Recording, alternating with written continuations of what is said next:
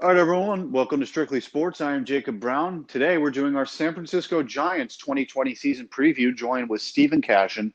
The Giants were 77 and 85 in 2019, way above expectations. I don't know how they did it. Let's look at their adds and subtractions. So they added Kevin Gausman, a starting pitcher from Cincinnati. He's bounced around since Baltimore, went to the Braves for a little bit. Then they added Drew Smiley from free agency. He's dealt with some injuries. They added Wilmer Flores, an infielder from Arizona, spent a long time with the Mets. And they also brought back Hunter Pence, who won multiple championships with them, is beloved by the fans. But then they lost a multiple-time World Series champion. Madison Bumgarner went to an in-division rival in the Arizona Diamondbacks. That will be our next pod tomorrow. They also lost Zach Cozart, who was a pretty poor acquisition. Never really panned out for them. They let Kevin Pillar walk and go to Boston. Pretty good offensive player, better than some of the other guys. And quite frankly, he would have been a way better defensive option in center field than maybe Mike Yastrzemski would be, who's slated to be the center fielder now. They lost bullpen guy Will Smith, very effective guy, to Atlanta, and then Birch Smith as well to Oakland. So let's look at this lineup. Leading off and playing center field, it's Mike Yastrzemski. Yes, he is related to Carl Yastrzemski, the all-time great Hall of Famer. Last year was his first big league year at 29 years old. 107 games. He had 21 home runs, 55 RBIs, a 353 WOBA, and a 121 rated run created plus. So actually a really, he's above average player. Hunter Pence coming back to the Giants in 83 games with the Texas Rangers last year. This guy almost was going to be the starting DH at the All-Star game, but he got injured and could not play. He had 18 home runs and 59 RBIs with a 377 WOBA and a 128 weighted run created plus. This is where it starts to dip a little bit, though. You look at Brandon Belt, a guy who's been with the Giants for many years. He's now 31 years old. His production has dipped. He's basically become exactly a league average player with a 319 WOBA and a 99 weighted run created plus, 17 homers, 57 RBIs. Not that great. Evan Longoria, now 34 years old, also just above a league average player, right at league average with a 322 WOBA, 101 weighted run created plus, 20 home runs, 69 RBIs. So not great. He's just average. Wilmer Flores only played 89 games last year, but played really, really well. I have him slated to play second base. He had 9 home runs and 37 RBIs with a 120 weighted run created plus and a 358 WOBA. Then they have Alex Dickerson playing left field and batting sixth. He had 6 home runs and 28 RBIs with a 341 WOBA, 113 weighted run created plus, 29 years old. Buster Posey in the 7 hole. Pretty amazing that he's dipped this low. 33 years old, so he's really declining at an early age. He's well below league average. He's like Yadier Molina. The offensive stats are just dipping. An 85 weighted run created plus, 298 WOBA. Those need to come back. 7 homers and 38 ribbies in 114 games. And then Brandon Crawford, I was shocked when I saw this. He's really bad. I mean, this is a player that's won multiple championships. He's been a top shortstop. This isn't last year. This is since 2015. He's been declining. Last year, he had a 74 weighted run created plus and a 281 WOBA. So he's a borderline bench player, not even a starting shortstop for a Major League Baseball team. What do you think of this Giants lineup? They have some guys in there, kind of came out of the blue and started hitting. And then, they have some vets. Basically, this Giants team is wanting to recreate their World Series teams with Pence and Sandoval and Posey, trying to keep the crew back together. So what do you think of this Giants lineup? Yeah, I mean, I like the idea of trying to bring some guys back, trying to rejuvenate some things with Pence there. But we talked about it. I mean, it's, you know, some dynasties are just meant to, go by the wayside for a little bit. I mean, trying to bring back these older players. I mean, Brandon Crawford is getting older. Posey's getting older. All these guys, look at Hunter Pence was there for that you won a few World Series. I mean, these guys made their run. I think their peak was early in their careers when they went on those runs with the Giants there. But look at guys like Longoria. I mean, just aging guys in the major leagues now. I mean, it all comes baseball. It hits you so fast. I mean, your production declines rapidly when it's not going right.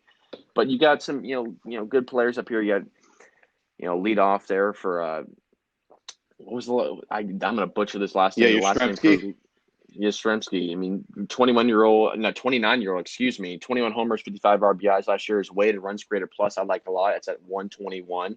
And then even looking at Wilmer Flores there, his weighted runs created plus is a 120. So you got some spots in here that you can piece around and build around those veterans guys that have been in the league a long time. But on the flip of the coin, I look at Crawford, whose weighted runs created plus is way low. It's at 74.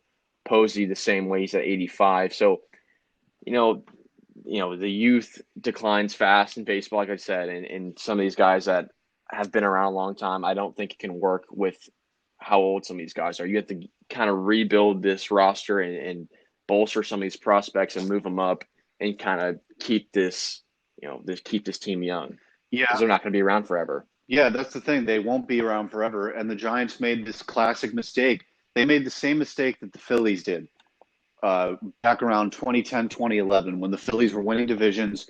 They had went to the World Series in '08 and '09. They had perennial all stars, Jimmy Rollins, Chase Utley, Ryan Howard, all these guys, Cole Hamels, and they held on to them way too long. Ryan Howard was never the same guy after 2011 when he twisted his ankle. They kept Rollins into his mid 30s when he wasn't that good anymore. They kept Chase Utley until he was 34, 35 years old and not the same guy. This is exactly what the Giants have done. Instead of maybe trading Brandon Crawford in 2017 when maybe he had some value, or trying to trade a Brandon Belt even last year when he was a borderline top 10 first baseman. This is a team in the Giants that I just think they've made some wrong organizational, decisions. I mean, why are you keeping Pablo Sandoval on your bench? He's definitely not Pablo Sandoval. He hasn't been Pablo Sandoval since 2012, and for some reason he's still on their bench. I just don't get it. It's just this obsession with the Giants to keep the old band back together, and it's just not working. Yeah, I mean it's just not a winning formula for them. And like you just said, you made a great comparison with the Phillies there. I mean, you get past these guys' prime, and their value decreases fast. Crawford, you had a window there for a few years where guys wanted him um, on their team, could have traded them, got a few prospects, a big league player that's younger and can play right away. Posey, he's gonna be a giant for life, in my opinion. A guy you could have traded for some pieces too, even a Brandon Belt, like you mentioned, and that window passed, and now you're slowly seeing their offensive production going down. Yes, they're great. Crawford has a great glove. Posey's, world class behind the plate, has been since he's been in the league. But now their time has passed, and you have a guy like you said, Pablo Sandoval on the bench. What's the worth there? I mean, it's just not a winning formula for this Giants team, and now they're going to be slowly behind the curve like the Phillies were for a few years, trying to build back up a winning team that can make the playoffs. And we saw it with the Phillies. They are just now getting back to that winning philosophy when they were making it to the World Series almost year in and year out, like in '08, Right. '09. And so it's gonna be a definitely a process for this Giants team to get back, but they're gonna have to make some moves, whether it be via trades, calling new guys up to make this team better. I mean, that's just the bottom line. Yeah, I mean that it tells you right there. I mean the Phillies haven't made the playoffs since 2011, so I don't even have them as a playoff team this year. It's taking them probably almost a decade to get back to where they were. That's how much I think the Giants have screwed themselves here. I mean, they're stuck with Brandon Belt. Nobody wants Brandon Belt at 31 years old and right at league average, below league average, when they know he's going to be a free agent at the end of the year and they could sign him to a cheap deal. Nobody wants Evan Longoria anymore at 34 years old, or Hunter Pence is. We all know Pence is just going to the Giants to play one more year and retire as a Giant. Even Yastrzemski, a nice young player, he's about to be 30 years old. They don't have any youth. That nothing. I mean, the one guy that they have on their bench, second baseman Mauricio Dubon, I have him sitting just because Wilmer Flores, I think, has to get in that lineup. But maybe at the end of the day, you could switch positions around. I don't even know how you would do it, but find some way to keep Flores and Dubon in the lineup at the same time, because at the minor league level, 25 years old in Double A in 98 games, he hit 16 bombs with a 340 WOBA, 92 weighted run created plus. So even him, not amazing, but he might be better than a Brandon Crawford in that lineup. Yeah, for sure. I mean, it's just you look at all these guys on this lineup, and I think going back to a little bit of last year, retracting a little bit, just the guys they lost to were key. They had some pieces that had made this team mold together. You had Bumgarner, who really, I think, won them a lot of games last Oh year, and yeah. then you had Pilar. Pilar was leading in almost every offensive category except for on base percentage. He had 87 RBIs, 21 homers, led the team in 264 batting averages. If that's not telling you something right Oh away, yeah. your leading hitters batting 264. You've got some major problems. I look at this team. They lost a lot and didn't really complement that with, you didn't replace them really well. You got Drew Smiley, you got Wilmer Flores, who I like over there at second base. Hunter Pence, he's just coming to, ride off into the sunset where he had some success in his career and retire as a Giant, like you said. And got Kevin Gausman. So, this team tried to, piece together what they lost in Bumgarner and Pilar, but I don't think they did a great job with doing that. But just going to be, I don't want to see this team, go by the wayside. I've been a fan of, not a fan of the Giants, but I've liked watching them play and when they were making their playoff runs. But it's going to be a hard, hard few years for this Giants organization to get back to what they were. Yep. I mean, they haven't made the playoffs since they won the World Series in 2016, and I don't think they're going to get back to the playoffs anytime soon. We'll look at this rotation here. So Bumgarner's gone. They need an ace. Johnny Cueto, he's barely pitched since 2017. He had 25 games started with a 2.79 ERA in 2017. After that, he's basically not pitched. They have Jeff Samardzija as well, 32 games started, but up in age. He's in his mid 30s, a 3.52 ERA, a 4.59 FIP. The reason that doesn't really scare me, the Giants play at AT&T Park, which is one of the biggest stadiums in baseball. Sometimes he might be giving up those doubles and triples, and that's why but he's not giving up as many home runs because the dimensions there, and that's why his ERA is lower, whereas his FIP is higher because again it's park adjusted. Then they have Kevin Gausman, who they picked up from Cincinnati. Even him, a 5.72 ERA, not great at all. He was better the year before with Atlanta, but struggled last year. And then they have a guy, Drew Smiley. He has trouble staying healthy at 4. Andrew Suarez at 5. So they're struggling on the pitching side too. Yeah, kind of trying to piece some old arms together too, and that's the whole theme of this Giants team is you got Cueto who hasn't pitched a whole lot, and in today's game, if you're not consistently out there pitching and getting reps and doing all the right things and keeping your body in game shape, I don't see Cueto he's not a number one in my opinion. Now, back when he was with the Reds, I think he could have been a number one. He was a number one. He was highly regarded in that organization. And then you got Jeff Samardzija. Uh, he's been in the league he's been there really long. And, he led the team last year in wins and ERA at a 3.52. And then you go down to 3, 4, or 5 spots in that rotation. Kevin Gausman, Drew Smiley, they're just kind of trying to throw arms out there to eat up innings and, give themselves a fighting chance with guys who have, proven they can pitch at the big league level. But I don't regard this rotation highly in the league. I think it's one of the bottom 5 in my opinion. But they got some prospects here that they're trying to work up, but they're so low in the farm system in A ball. But right now they're just trying to piece the season together and see where it goes. That's a perfect transition right there. I mean, we got to talk about those prospects because that's the bright spot of this franchise. At the end of the day, like you said, they do have a lot of top 100 prospects. That's significant. They have they have 5 top 100 prospects. That's a lot, but they're all at single A except for Joey Bart, the number 14 overall catcher. So what I think will happen with that, Bart will probably take over at catcher. And then, listen, Posey's a 10-year vet. They'll probably switch him over to first base when they lose Belt to free agency. That's just my prediction. But he's the highest level out of all these prospects. He made it to Double A. They have a shortstop, number 35 overall, single A. Outfield prospect, Helio Romas, single A. He's number 65. Number 71, Hunter Bishop, single A. Left-handed pitcher, number 99, Seth Corey, single A. So they've got to wait for these guys. They're probably all about 3-4 years away. Maybe Joey Bart's 2 to 3. But this is a Giants team, man. They're just going to be like this. They're going to kind of sit at this neutral spot.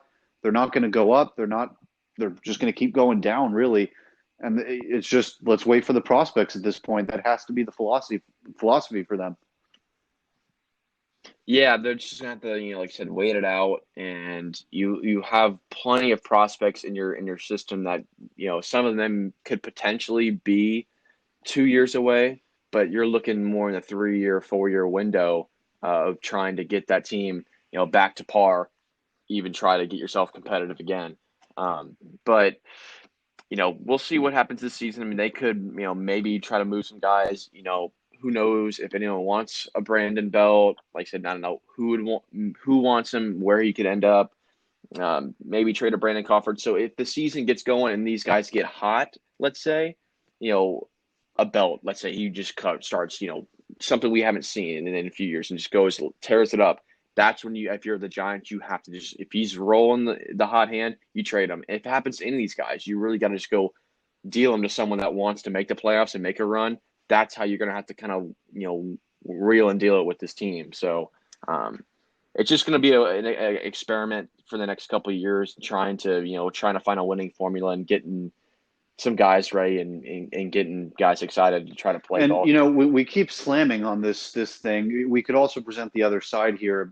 We keep slamming on them keeping all these old players, but at the end of the day, man, they did win 3 World Series. If you're a fan of the Giants, I mean, you can't be too upset right now. There's always, if you win that many championships, unless you're the New York Yankees, to where you're always going to be a World Series contender, or the Dodgers. When you go on World Series runs like that, there's usually a dead period after. Yeah, I mean, we can, like I said, we can beat them up for, what the projections are going to look like. But hey, baseball is one of the hardest, I think, if not the hardest, trophy to win. It's the hardest championship to win, I think, in sports, just for the fact of the matter. You have to go 162 games. It's a grind. And then you got to, win in the playoffs in itself. And it's just baseball. It's just injuries going to happen. So winning those championships, it's great. And if you're a fan of the Giants, I'd be proud that you won a few championships in your time. I mean, it's hard to come by. You don't see it every year. It's very hard, and there is a dead period, like you said.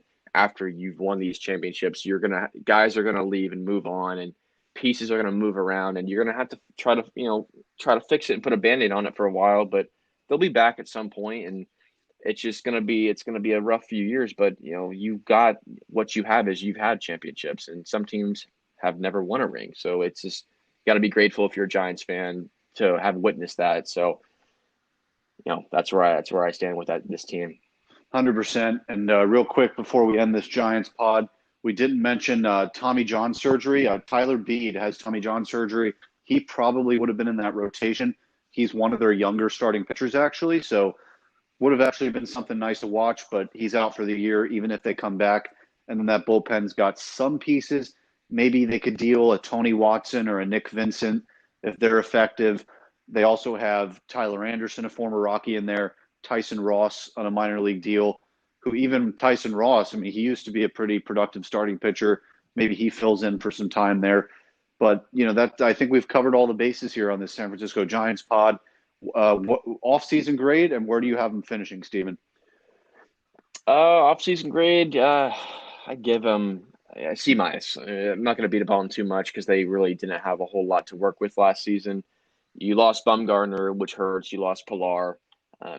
You did get Drew Smiley and Wilmer Flores, Hunter Pence, guys who have proven they can play in the big league level. So I'll give them a C minus in the offseason.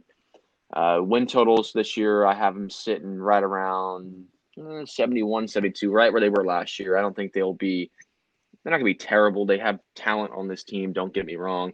So I got them around the 70 win mark. All right, yeah, I've got them fourth place in the division. I think they're just slightly better than Colorado. They overperformed last year. They're not going to win 77 games this year. And yeah, I'd agree with you on that grade. I mean, C minus.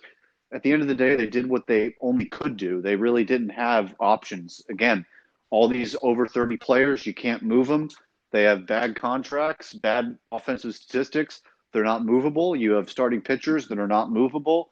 They had money tied up into people for years.